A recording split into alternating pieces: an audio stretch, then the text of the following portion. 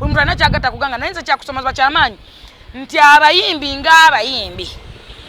kino nkyogera ku lw'abayimbi abayimbi baganya okuvayo ku lwa munnaabwe ng'omuyimbi era kyakusomozebwa kyamaanyi era kyensinga okwewuunya nti abaana ba People Power basinze okuvuma Kenzo basinze omumalamu amaanyi kyakusomozebwa kyamaanyi nti ne president waffe Bobi Wine aganya okuvayo wadde okukola ku post wadde okukomentinga ku kintu kya Kenzo so nga ate Bobi Wine ayina ebigambo by'enkizo by'amaanyi byasobola okugamba Kenzo n'akulinga down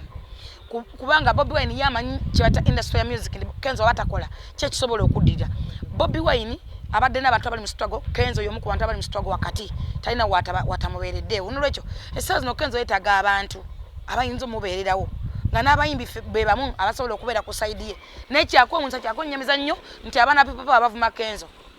n'abantu abamu abayimbi tebavuddeeyo n'abaana abayimbi abeeronda gino emiyambo gy'abayimbi simanyi Sophie tegivuddeyo kubako comment yonna kati emirimu gyabwe gye neebuuza abayimbi abo beeronda nga bagenda kutugasa kyera bakoleddewa kuba eno entertainment Kenzo muyimbi Rema muyimbi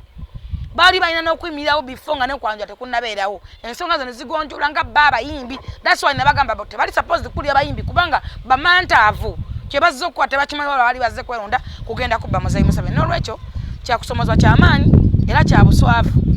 ye mwana alina kye yaleeta mu ggwanga Uganda nga ne wonoogenda omwana wanabeera mwana muto n'ogenda mu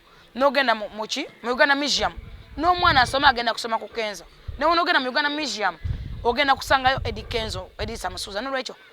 tufune embeera bwe tulina okuwumbawumba muganda affe asobola okudda ku stage ngaffe abali mu entertainment tulumwe era tunyolwa tulina kye tufiirwa kuba abadde alina kyatugattako ekyokubiri aweebwa eddembe lye nga munnayuganda yeeyogerere n'eyamuvuma aveeyo oba amuyite ng'omuzadde waffe basobola okwogera noni mu public kubanga oli mukulu waffe muzadde waffe mu ddiini muzadde waffe muntu mukulu ye amanyi bw'ayinza okukwata omwana oyo okumuzza mu mbeera Rema musician Kenzo musician kitegeeza kiri mu field yaki entertainment which is bandibadde bavaayo ne balaba obufumbo buno buwaddewo butya era mu kuggwaawo buzibu ki bwe tuyinza okusanga Kenzo yagabira kadi nga kyali mu nyumba ya Rema yagabira kadi nga kyali mu nyumba ya Kenzo bwe bandiviiriddeyo ne wabeerawo ebintu ebyogerwako n'ebituukibwako kitegeeza kino kyandibadde kipya tekyandiguddewo tewandibaddewo mbeera yonna kyakamata newandyogedde ebigambo okwoyo twamumanyira bapangisa emmere musumbuwa oluusi walaba abagaga emikolo gy'abagaga gimutaba simanyi lwaki emikolo gy'abagaga gimumalamu nnyo nze namala ku mukolo gwa mbuga ng'atembeeya bawalabe Seka Muzaata wali ku mbaga y'omwami ategerekeseko erinnya erya SK Mbuga n'omuwala gwe bayita Vivian era gwe wali omu ku boogezi abakulu mu kiseera ekyo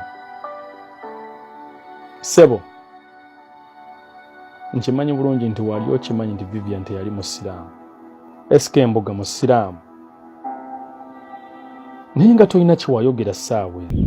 omuntu omu yamuguza n'adde akapemba n'amuwadde olaawo n'agamba Mbuga nguliye emmotoka agamba buli muntu alina waafunira omulundi omulala watuuka n'okuwa muwala wo n'omuwa omuvubuka amanyiddwa nga Jack Pemba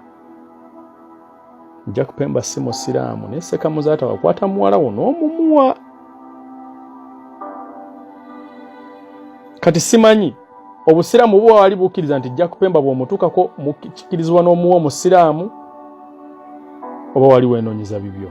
n'olwekyo kyensaba nti wabeerewo embeera eteeka Kenzo mu mbeera kubanga Uganda erina kye badde efuna mu Kenzo aba tayimbye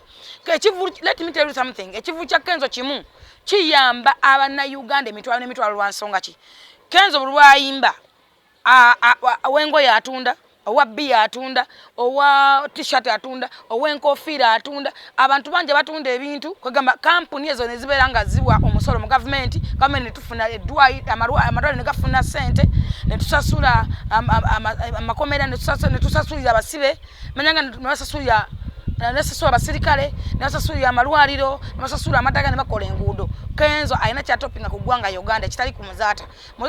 kitalina kintu kyakola kiyamba ggwanga oba kitopinga ku ggwanga okuleka okulinnyonnyonta kubanga mukazi wa Muzaata akola mu KCCA mukazi omulala akola mu State House bo basasulwa busasulwa tebalina kye bagatta ku ggwanga so nga ate Kenzo alina kyagatta ku ggwanga ekyokubiri buli muntu munnayuganda wa muwendo ku ggwanga Uganda basiraamu mmwe tulekeraawo ddaawa ey'okuvuma obuvumi abantu teriyo Nabbi sallallahu alaihi wasallama agenda okufa banoonya ebyobugagga bya Nabbi basanga engabo mugimanyi eno shield basanga engabo ye ng'eri wa musajja mu Katuliki Omukatuliki n'abagamba nti nali muwadde wano kilo z'obuwunga 2 n'ansingira engabo ye, naye mugitwala engabo ya Mukama waffe. Kati gwe weetukuza toweza na bajjajja abo basatu nga basiraamu, ffenna eyo gye tuva mu bakatuliki mu Balaazaalo mu Beezeekeeri. Ate abasajja abo nabagamba nti b'amaanyi, tulina okubawa respect. Why don't you respect those people?